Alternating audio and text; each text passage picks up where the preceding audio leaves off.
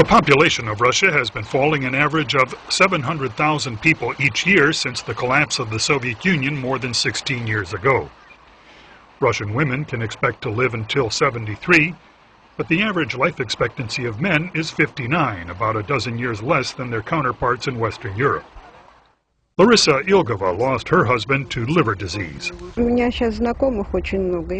Too many men are meeting early deaths, leaving their widows to struggle, but I can't explain why. Health experts say reasons for so many premature deaths in Russia include heart disease, poor diet, hard work, smoking, promiscuity, and above all, alcoholism. But Russian demographer Igor Beloborodov says alcoholism is the symptom of a larger problem, a spiritual malaise among the general population.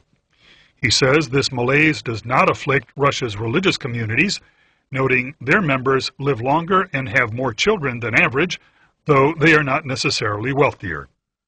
Наибольшие показатели детности у православных, у людей, которые принадлежат к самой многочисленной. This is most evident among the devout Orthodox, members of Russia's largest religious faith. There are also many children born to Muslims, and the same goes for Buddhists.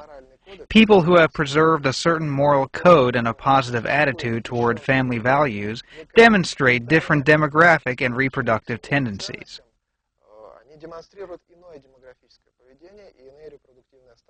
Beloborodov says 75 years of atheism and economic mismanagement by communists devastated not only Russia's spiritual and material foundations, but also the family structure.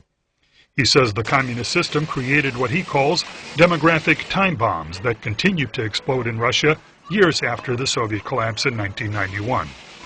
These include the legalization of abortions, prohibition of private property and inheritance rights, and making a mother's service to communism more rewarding than caring for her children. Prime Minister Vladimir Putin recently called for measures to increase Russian life expectancy to 75 by the year 2020. But demographer Beloborodov questions whether the problem can be solved in a mere 12 years. Мне кажется, что, собственно, сам подход к проблеме через... I think the approach to the problem, lowering the death rate but ignoring the birth rate, is wrong. It won't solve anything. It would only guarantee an older population. In other words, the rate of aging would accelerate, but the burden on the working-age population would increase. Even now, our pension system is in a state of crisis. The demographer says more working-age Russians are needed, not only to support retirees, but also to develop the economy and maintain a viable army. Some analysts also fear the Chinese could fill a vacuum created by a particularly acute loss of people in Russia's Far East. But Vladimir Myasnikov, one of Russia's foremost China experts, disagrees. He says not many people are needed to hold the area.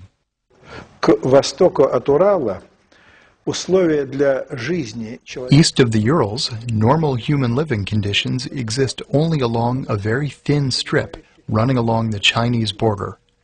There is permafrost north of some local mountain ranges where temperatures reach as low as 50 below 0 centigrade.